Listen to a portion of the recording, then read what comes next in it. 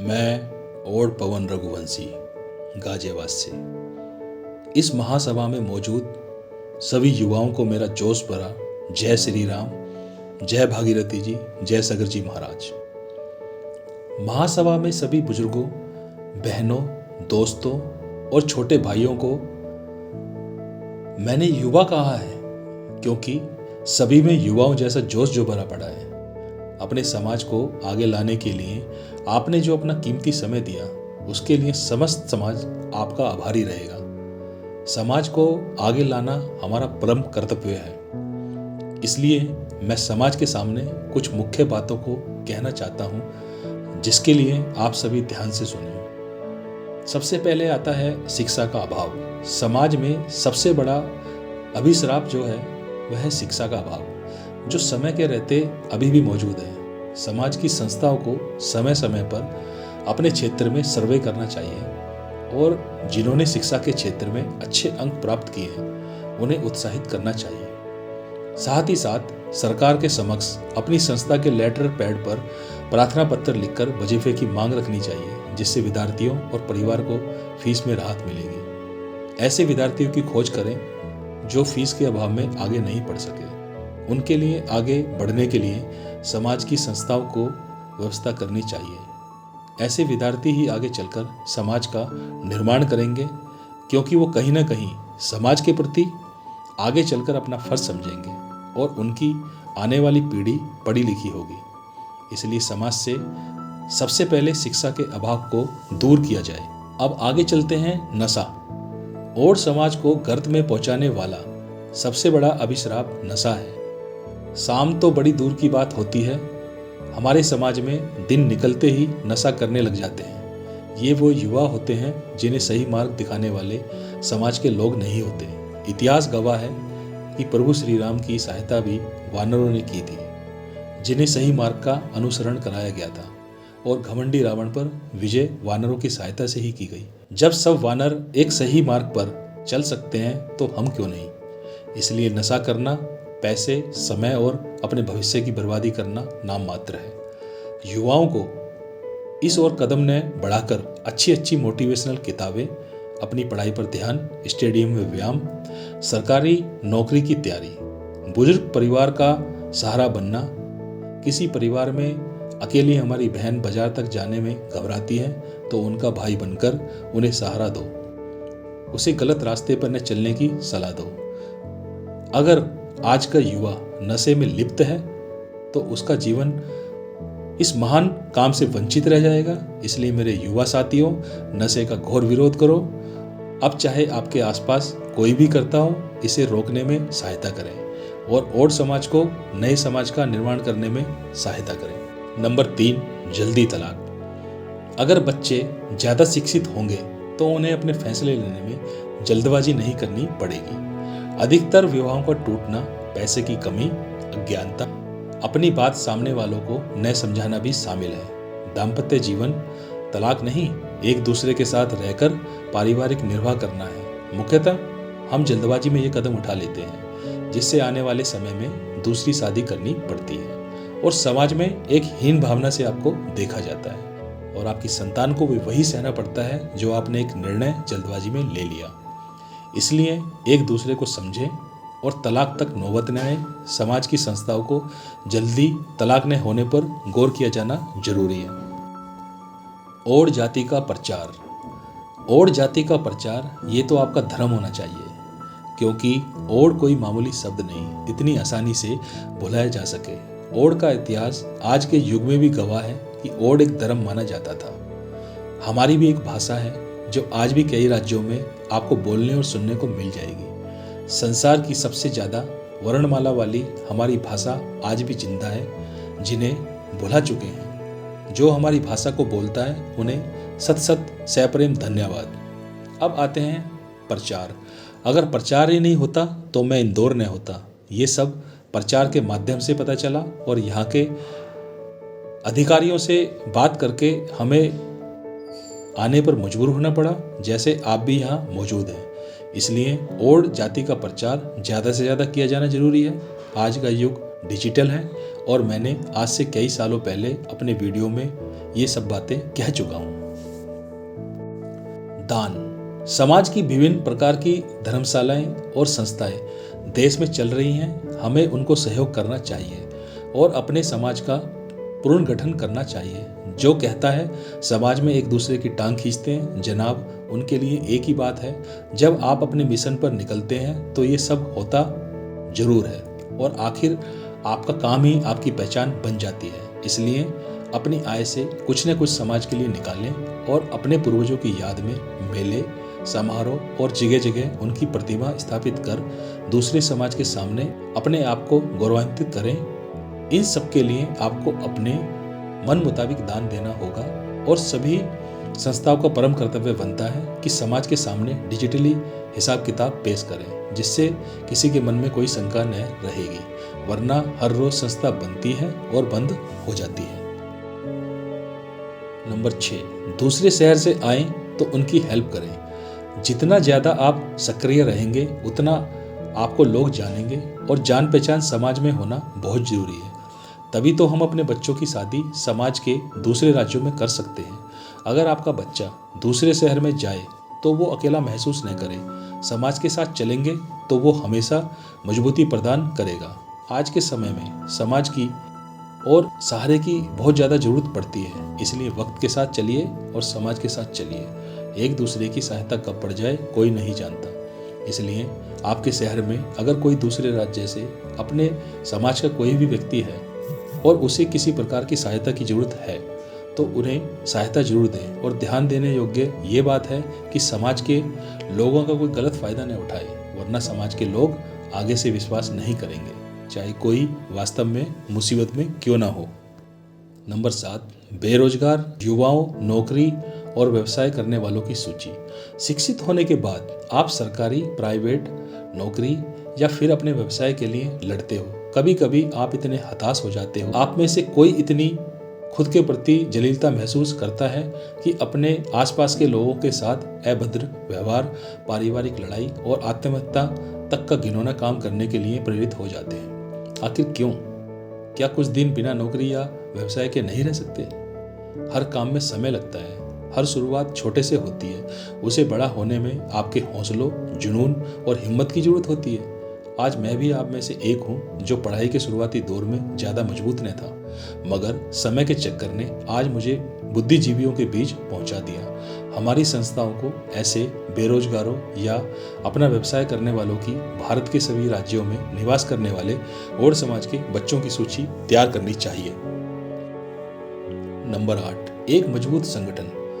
संगठन हमेशा एक भविष्य में फायदा देने वाली सोच के साथ आगे बढ़ेगा तो वो संगठन कभी टूट नहीं सकता। जहां मैं की भावना सदस्यों में आ जाती है, वहां हम की भावना कभी जन्म नहीं ले सकती है। अपने और समाज के भविष्य को सुरक्षित करना है तो भारत में विभिन्न संगठन तो बन जाएं, लेकिन एक ही सोच वाले हों, तभी समाज एकजुट हो सकता है। कभी कभी सामने वाला इतना आपको उकसा देगा कि आप अपने संगठन और समाज के प्रति नकारात्मक सोच रखने लग जाते हैं, जो कि पूर्णतः समाज के प्रति गलत है। सोच। हमेशा उच्च सोच के साथ अपने भविष्य को सुनिश्चित कीजिए।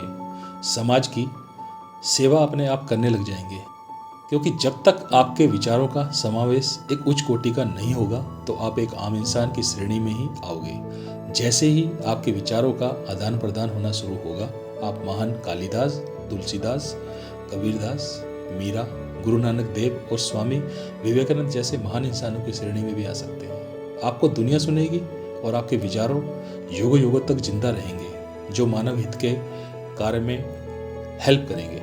इसलिए इसके लिए आपकी आत्मा को एक नई सोच का संचार करना पड़ेगा। समय समय पर महान दार्शनिकों की किताब पढ़कर, उनकी जीवनी को पढ़कर आपके विचार खुद ही एक नए रास्ते पर चलना शुरू कर देंगे, जिससे और समाज को एक नया इतिहास लिखने में दिक्कत नहीं होगी। नंबर 10, सभाओं को संबोधित करना। आप और समाज की छोटी छोटी सभाओं में जाना शुरू कीजिए।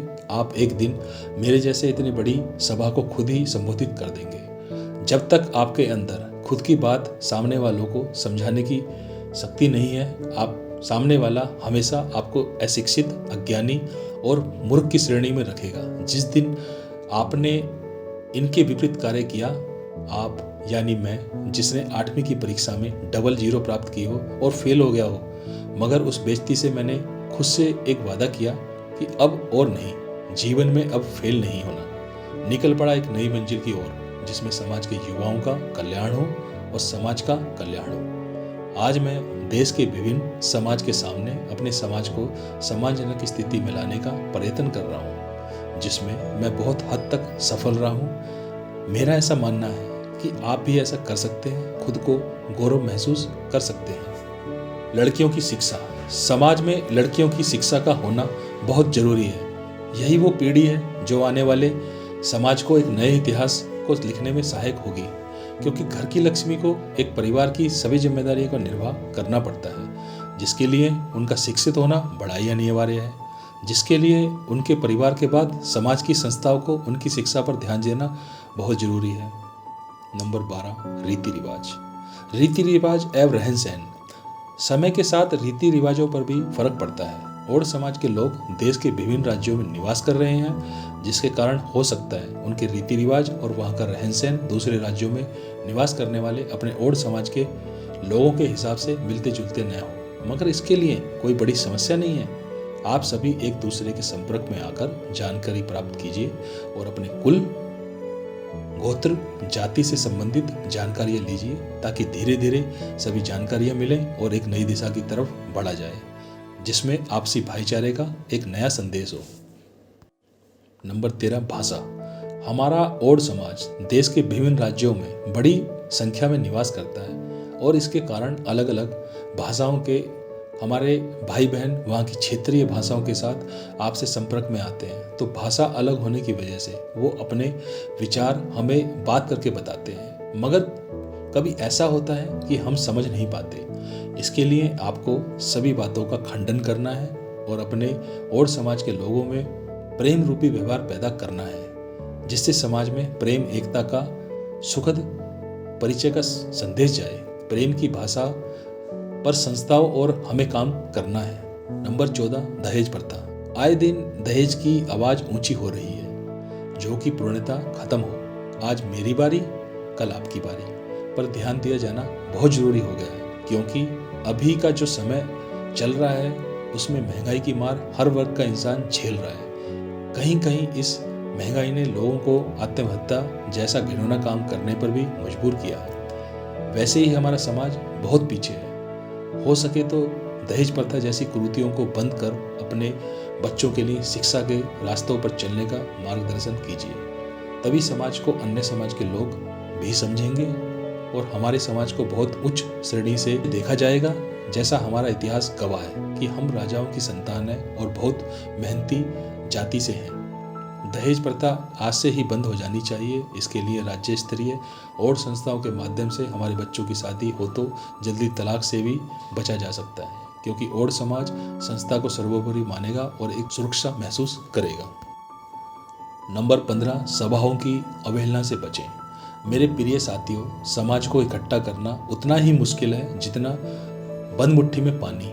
अगर सभी एक छोटा सा प्रयास करें तो मुट्ठी मुट्ठी पानी से हम कोई बड़ा काम करने की क्षमता रखते हैं। जैसे आप रेत को उड़ने से नहीं रोक सकते, मगर वही पानी उसी रेत को गीला करके उड़ने से रोक सकता है। साथियों, अपने छोटे से प्रयास से आप कहीं न कहीं एक बड़ी सभा का आयोजन कर सकते हैं। इसके लिए आप उन्हें अपना सुझाव दें और कार्यकर्ताओं के संपर्क में आकर एक नई टीम का गठन करें, जिसमें ओड समाज के सभी उम्र के लोग हों और वही टीम इतनी हिम्मत से काम ले कि बड़ी सभाओं का आयोजन करें। और समाज से विनती है कि कुछ प्रोग्रामों में त्रुटि हो जाए तो सभाओं की अवहेलना ना करें।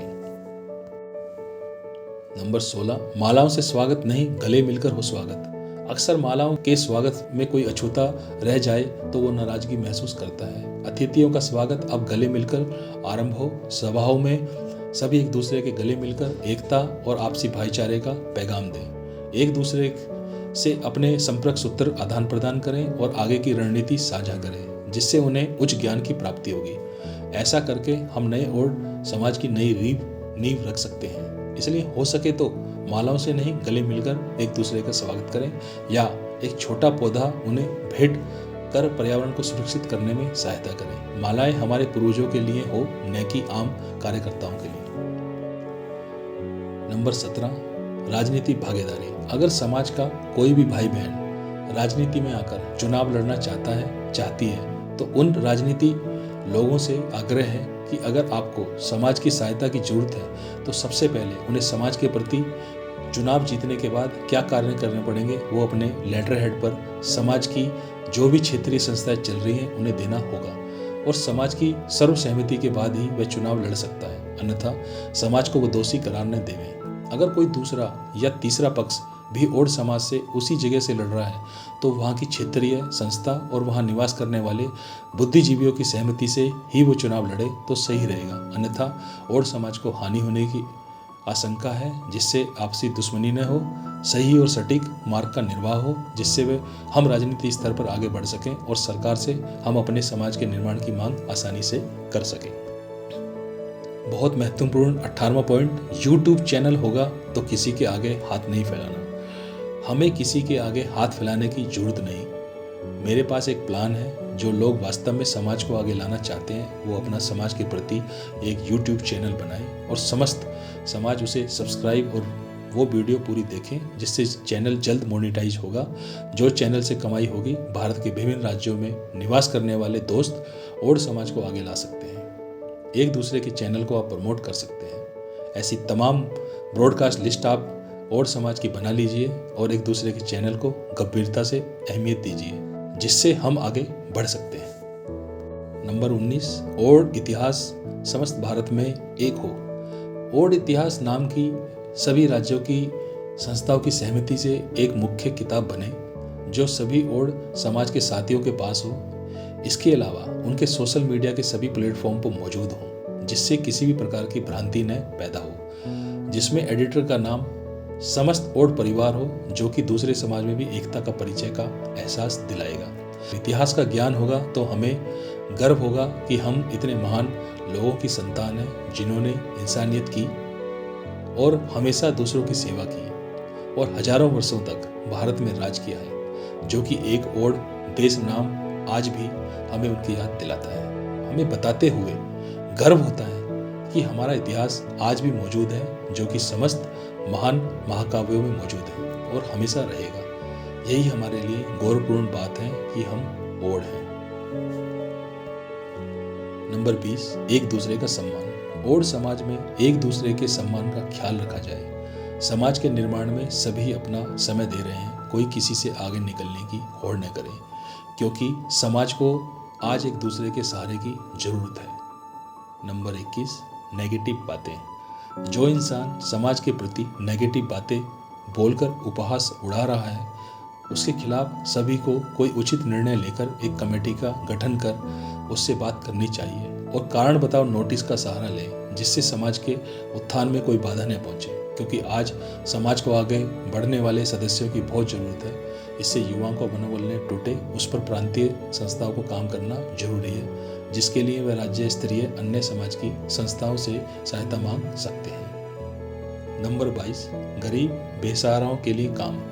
हमारा समाज अब कुछ संभलता नजर आ रहा है। समाज में कुछ दानी लोग भी समय समय पर अपना समाज के प्रति कर्तव्य निभा रहे हैं।